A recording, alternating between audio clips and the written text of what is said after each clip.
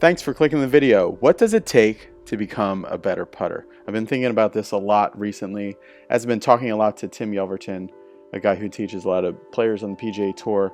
Shots only 30 yards and in, and the majority of those shots would be with the putter.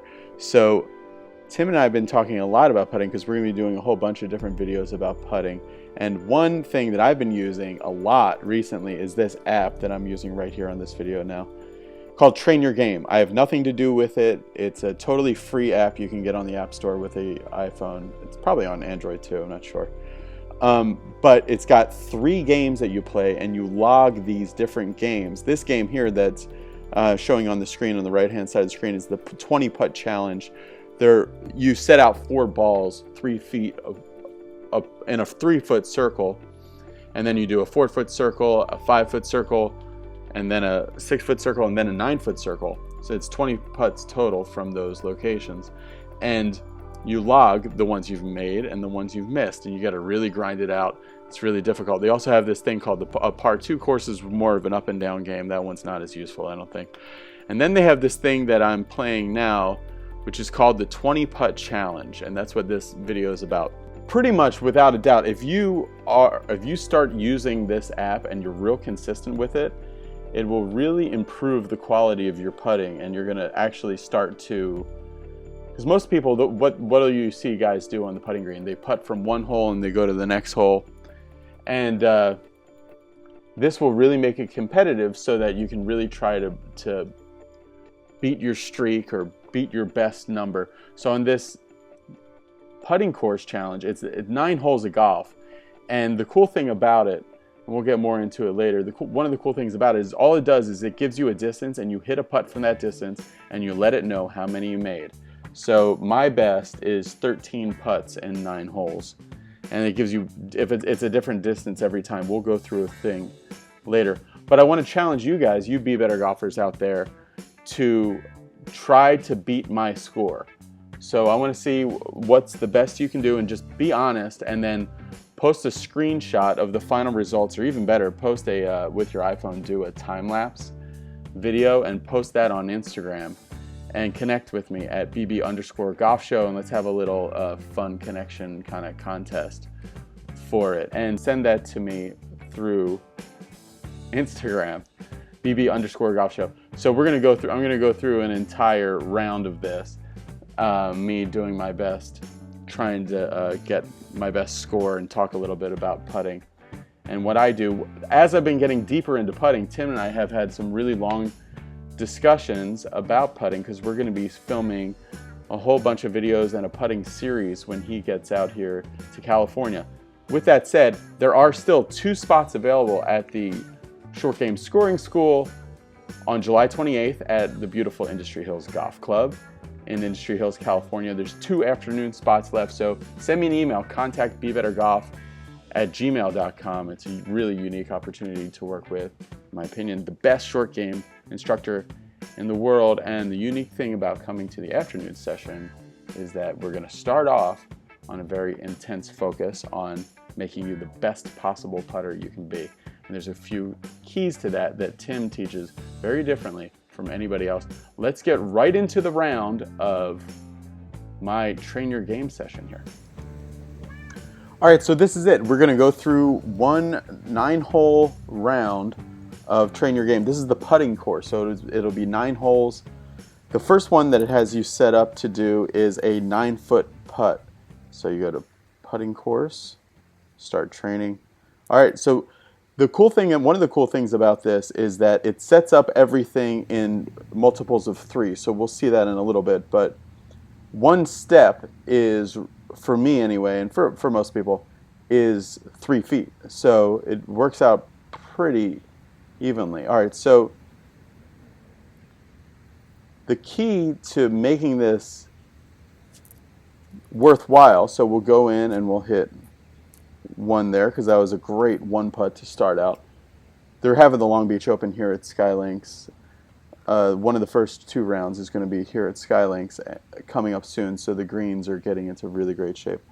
So the second putt that you hit is 18 feet away. So I have to walk out 6 steps So I'm walking out 6 steps in this direction over here. I stroke it on the high side. That's been really key to me, is really trying to keep my putt on the high side, never letting it get low. So that was awesome. So another awesome putt there. That's a 1 putt there. So really excited to make that one, actually. And the key to making this worthwhile is basically to take it very seriously, to really, really try to replicate like a tournament situation or a very important situation. So here's a 27-foot putt. So this should be 9 steps, 27 feet. So 9 times 3, 27. So I'm really concentrated. Now, in my putting recently, we'll see what happens here. I've kind of changed over in talking to Tim, so I've changed over to Tim's method, which is a lot different in the setup for me and a little bit different in the execution. And then also then there's green reading and other things too. So that's a 2 putt, but it had a great chance to go in. Would have been like the best possible start that I could have had. All right, so the next one is 12 feet, so that's 4 steps. So I ran out of green in that direction, so I'm going to go this way. Always trying to keep it pretty balanced, not give myself all uphill or downhill putts. So this will be slightly downhill. So say I left it just a foot short, so I'm going to move it just a foot closer. So exactly 12 feet far here, and I'm a little out of the frame there. So I've been switching to Tim's putting method, which is a lot more consistent, and I've got to get used to it a little bit. And a great way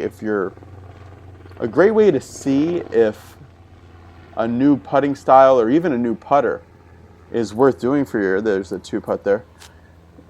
Is to do some metrics on it, like play some games. There's a million different putting games you can play, but different things that you can actually keep score with and know for sure. Like, okay, I know that when I play the 20 putt challenge or I do the putting course game or whatever you're going to do, I know that I make more putts with this putter or using this method than I do with the other one, and keep it that way. All right, so here's 21 feet, 7 steps. So part of the deal is posture and also getting more in my legs as far as feeling super heavy, stable legs. Now I was 7 steps away, 21 feet. So that's going to be a 2 putt if I make that. The other thing that's so crucial here too is not to be lazy about the tap ins. Really grind on the comebackers and the ones you left short and whatever else, because if it doesn't mean anything, if you just knock it in and then you just give yourself gimmies, then gimmies are going to feel way more pressure packed and uncomfortable in an actual round. So here's a 3-footer, and this is actually the one I feel the most uncomfortable with right now. Not my best stroke, but I wiggled it in on the right side. So I got a great round going. 13 strokes is my best ever. And really the key to this, the first step when you're doing this, and now we're going to go 24 feet, so that's 8 steps. The first step of this is no 3 putts and make the 3-footer and the 6-footer. And possibly maybe the 9-footer. That's the first step. The second step is to do those 2 things and to cash in some of the long ones. And that's when you know that you're really starting to get sharp, when you can do that more consistently. So when we talk about, and let's talk about a little bit about Tim's philosophy in putting, is a lot more knee flex and a lot more, and I was getting really excited by this point. It looked like Ian Poulter there or something. Part of Tim's philosophy is to get really stable in the lower body and to really kind of lock that in through more knee flex and more square feet, like on a railroad tracks, and there's some other things you do with that, and then a different kind of posture in the upper body, and then also a slightly different kind of tempo through the putt, more like, I would say, like a Tom Watson or a Snedeker style rather than something really soft and loopy. This style, it seems to make the putt stay a lot more online, even especially through bad greens. These greens are great, but that was a blown opportunity there. So that's going to be, if I make this, a 2 putt from 15 feet. So this could have really been something special if I had made that one, because that was an opportunity. A right to left uphill 15-footer. Damn. All right, now we're going to the final hole. Gosh, this has gone quick already. Now we're going to the final hole, and this is the 6-footer. So 6-footer's 2 steps. And that's a healthy 2 steps I gave myself there.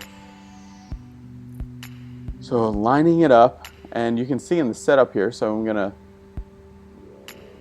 really trying to get my tempo down more than anything in the practice stroke. Then I'm really getting locked into my lower body, and you'll see I'll adjust my posture and I'll really try to stroke it in line, and I was pumped up for that.